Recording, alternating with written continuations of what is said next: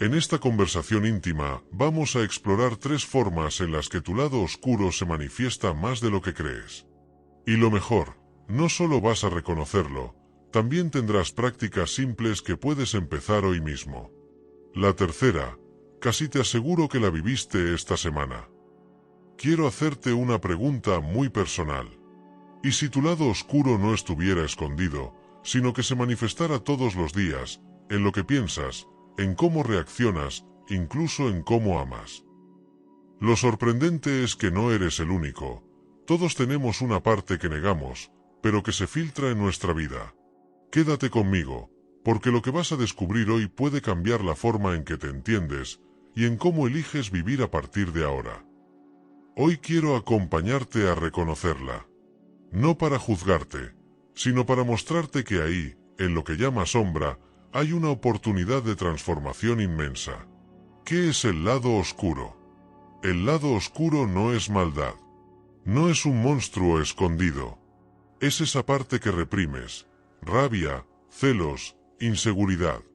Se esconde en tus reacciones inesperadas, en pensamientos que no compartes, en silencios cargados de emoción.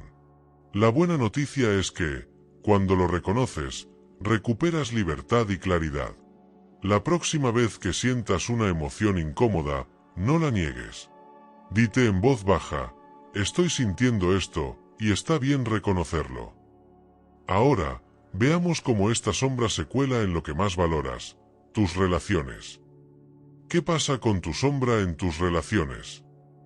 Hasta ahora hemos hablado de cómo tu lado oscuro no es un monstruo escondido, sino la parte de ti que cargas en silencio. Y quiero que lo veas de forma clara. El lugar donde más fuerte se manifiesta tu sombra es en tus relaciones. Carl Gustav Jung decía, lo que no se hace consciente, se manifiesta en la vida como destino. ¿Y dónde aparece ese destino? En la forma en que te vinculas con los demás. Piensa en esto. Cuando convives con alguien, tu pareja, un amigo cercano, un hermano, esa persona se convierte en un espejo involuntario de ti mismo. Ahí, tu lado oscuro encuentra el escenario perfecto para salir disfrazado. La comparación silenciosa. Imagina que un amigo te cuenta que consiguió un ascenso en el trabajo. Sonríes, lo felicitas, incluso le dices lo orgulloso que estás. Pero dentro de ti, aparece una punzada incómoda. Una voz susurra, ¿y tú? ¿Por qué no avanzas igual? ¿Qué te falta? Ese sentimiento que a veces escondemos bajo la alfombra, se llama envidia. Y según la psicología junguiana, la envidia no es simplemente querer lo que el otro tiene, sino un recordatorio de algo en ti que aún no está desarrollado. La sombra se manifiesta ahí, no porque seas malo o egoísta, sino porque tu psique te está diciendo, eso que admiras en el otro, también está en ti, pero no lo has trabajado. Lo valioso, si reconoces la incomodidad y la usas como brújula, puedes transformar la envidia en motivación. En lugar de pensar él tiene lo que yo no tengo, cambia la narrativa, eso me muestra lo que deseo cultivar en mí. El control disfrazado de cuidado. Ahora piensa en tu relación de pareja. Supongamos que tu pareja te dice, voy a salir con mis amigos esta noche. Respondes, claro, disfruta. Pero después, en tu mente, comienza un torbellino, ¿y si alguien más le presta atención? ¿Y si se olvida de mí? ¿Y si no soy suficiente? La sombra, en este caso, aparece como celos. Y los celos no siempre se manifiestan con un reclamo directo. Muchas veces se disfrazan de preocupación. Cuídate, no llegues tarde, no bebas tanto.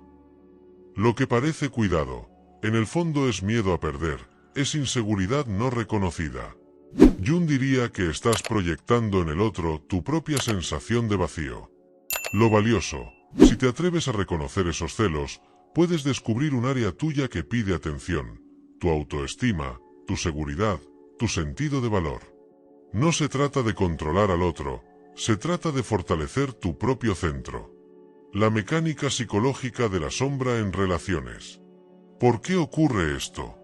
Porque según Jung, lo que negamos en nosotros mismos, lo terminamos proyectando en los demás. Es como si la psique dijera, si no quieres verlo en ti, entonces lo verás afuera. Por eso, en la persona que más te irrita suele reflejar tu propia impaciencia o intolerancia. El que te parece arrogante puede estar mostrando la parte de ti que teme brillar. Y la persona que más admiras también refleja tu potencial escondido. Tu sombra no solo se esconde en lo negativo, también en lo positivo que no reconoces de ti mismo. El espejo relacional. Cada vez que sientas incomodidad con alguien, ya sea envidia, celos, irritación, haz este ejercicio. 1. Pregúntate, ¿qué parte de mí está reaccionando aquí? 2. Anota la emoción. ¿Es miedo, inseguridad, frustración? 3. Pregúntate, ¿qué me está mostrando esta persona de mí mismo? Ejemplo, si te incomoda alguien muy seguro de sí, tal vez tu sombra esté diciendo, tú también deseas expresar seguridad, pero no te lo permites. Este ejercicio convierte cada relación en una oportunidad de autoconocimiento. La sombra en las relaciones no viene a destruirte, viene a revelarte. Cada enojo, cada comparación, cada celosía, son mensajes de tu inconsciente pidiendo ser escuchados. La clave no está en juzgarte, sino en preguntarte, ¿qué parte de mí se está mostrando aquí? Si logras ver eso, cada interacción, por dolorosa que parezca, se convierte en un mapa de tu propio crecimiento. Y recuerda, nadie está exento de esto. La sombra nos une, porque todos proyectamos, todos cargamos inseguridades, todos sentimos celos o envidia en algún momento. La diferencia está en quienes se atreven a reconocerlo y quienes siguen escondiéndolo. Y si tu sombra aparece con tanta fuerza en tus relaciones, imagina lo que ocurre en el lugar más íntimo y secreto de todos, tu propio diálogo interno. La pregunta ahora es, ¿qué pasa con tu sombra en tu diálogo interno? Hasta ahora hemos visto cómo tu sombra se cuela en tus relaciones, disfrazada de envidia, celos o comparación. Pero déjame decirte algo, el escenario donde tu lado oscuro puede ser más cruel, es dentro de tu propia mente. Carl Jung decía, hasta que no hagas consciente lo inconsciente, dirigirá tu vida y lo llamarás destino. Y tu diálogo interno es uno de los lugares donde lo inconsciente habla con más fuerza. La voz del saboteador. Imagina que estás a punto de iniciar un proyecto que te ilusiona, escribir un libro, abrir un negocio, dar un paso importante en tu carrera. De repente, surge una voz dentro de ti que dice, ¿y quién eres tú para hacerlo? Hay gente más preparada.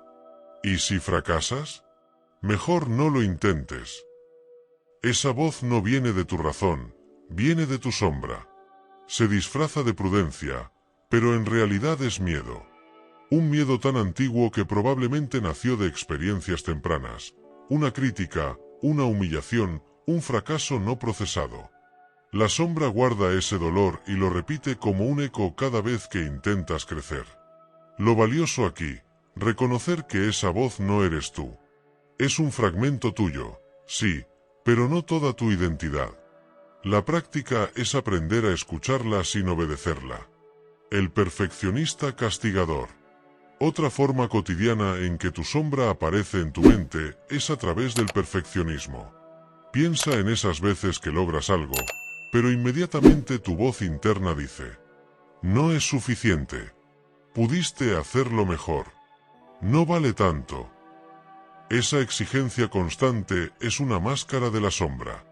Lo que hay debajo no es disciplina, sino miedo a no ser digno de amor si no eres perfecto. En psicología junguiana, el perfeccionismo suele ser una proyección de la sombra del niño herido, esa parte que aprendió que solo recibiría aprobación si cumplía con las expectativas de los demás.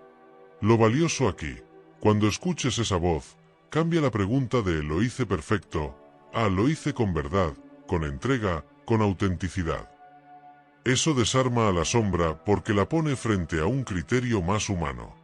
¿Por qué la sombra habla así? Jung diría que la sombra es todo lo que has reprimido porque tu ego no podía aceptarlo. Y tu diálogo interno es el campo donde esas partes reprimidas intentan expresarse. El miedo se disfraza de prudencia. En la inseguridad se disfraza de perfeccionismo. En la rabia se disfraza de autocrítica cruel. El problema es que, si no la reconoces, empiezas a confundir la voz de la sombra con tu propia identidad. Y ahí es donde pierdes poder. La libreta de la sombra. Te propongo un ejercicio muy sencillo y poderoso. 1. Cada vez que aparezca una voz interna limitante, no puedes, no eres suficiente, no sirve lo que haces, escríbela en una libreta. 2. Léela como si viniera de otra persona. 3. Pregúntate, ¿es esto absolutamente verdad? ¿Qué evidencia tengo? 4. Finalmente, responde con una frase de apoyo, por ejemplo, estoy aprendiendo, y eso es suficiente por ahora. Este ejercicio convierte a tu diálogo interno en un espacio de conciencia, en lugar de un campo de batalla. El concepto jungiano del sí mismo dividido. Jung hablaba de la necesidad de integrar lo que él llamaba la individuación, el proceso por el cual aceptamos tanto la luz como la sombra de nuestra psique. Cuando tu diálogo interno está dominado por la sombra, vives dividido. Una parte de ti quiere crecer, otra parte te arrastra hacia la inseguridad. El trabajo no es callar a la sombra, sino dialogar con ella. Tratarla como una voz que tiene un mensaje escondido. Por ejemplo, el miedo te dice, no lo intentes. Pero el mensaje oculto es, necesito seguridad, necesito que me recuerdes que puedo. Si escuchas ese mensaje oculto, dejas de pelear contigo mismo y empiezas a integrar tus partes internas. El autojuicio social. Te doy un ejemplo más, muy cotidiano. Subes una foto a redes sociales y de inmediato piensas, no me veo bien. Nadie va a darle like. Seguro piensan que exagero. Ese autojuicio no viene de la razón, viene de tu sombra alimentada por la comparación social. Lo valioso, darte cuenta de que la sombra aprovecha cualquier espacio para recordarte tus miedos. Pero al reconocerlo, puedes detener el ciclo de comparación y decidir, no necesito validación externa para existir. La sombra en tu diálogo interno no quiere destruirte. Quiere que la escuches. Porque cada vez que lo haces, te acercas un poco más a la integración de tu ser completo. La clave no está en silenciar esa voz, sino en preguntarle, ¿qué necesidad me está mostrando? Si lo haces, descubrirás que detrás del miedo hay un deseo de seguridad, detrás del perfeccionismo hay un deseo de amor, y detrás de la autocrítica hay un deseo de ser reconocido. Recuerda, no eres tu sombra. Tu sombra es solo una parte de ti que pide luz. Y si tu diálogo interno puede ser tan intenso, imagina lo que ocurre cuando tu sombra se amplifica en lo colectivo, en la sociedad, en la cultura, en los juicios masivos. Ahí, tu sombra no solo es tuya, sino que se vuelve de todos. Entonces, ¿cómo actúa tu sombra en lo social y cultural? Hemos visto cómo tu sombra se manifiesta en tus relaciones cercanas y en tu diálogo interno. Pero quiero llevarte un paso más allá. Tu sombra también aparece en lo colectivo, en la sociedad, en la cultura. Y lo más sorprendente es que ahí no solo se vuelve más visible, sino más peligrosa. Porque cuando tu lado oscuro se une al de miles de personas, se transforma en una fuerza que puede mover masas enteras. Carl Jung lo advirtió con claridad. El encuentro de dos personalidades es como el contacto de dos sustancias químicas. Si hay reacción, ambas se transforman. Y cuando esa reacción es colectiva, lo que surge muchas veces es la sombra compartida. La guerra de opiniones en redes sociales. Seguro te ha pasado. Abres tus redes sociales y ves una discusión encendida sobre política, religión, género o incluso fútbol. Comentarios cargados de odio, juicios rápidos, gente que no se conoce insultándose con una ferocidad que jamás mostraría cara a cara. Lo que ocurre ahí no es solo debate. Es sombra colectiva. La intolerancia, el odio y el señalamiento son expresiones de lo que Jung llamaría la proyección masiva de la sombra. Es decir, cada individuo descarga su propia inseguridad o frustración en un enemigo común. Lo valioso, la próxima vez que te sientas tentado a sumarte a un ataque colectivo, detente y pregúntate, ¿qué parte de mí se siente reflejada en esto que rechazo tanto? Quizá descubras que tu enojo con el otro habla más de tu sombra no reconocida que de la persona en cuestión.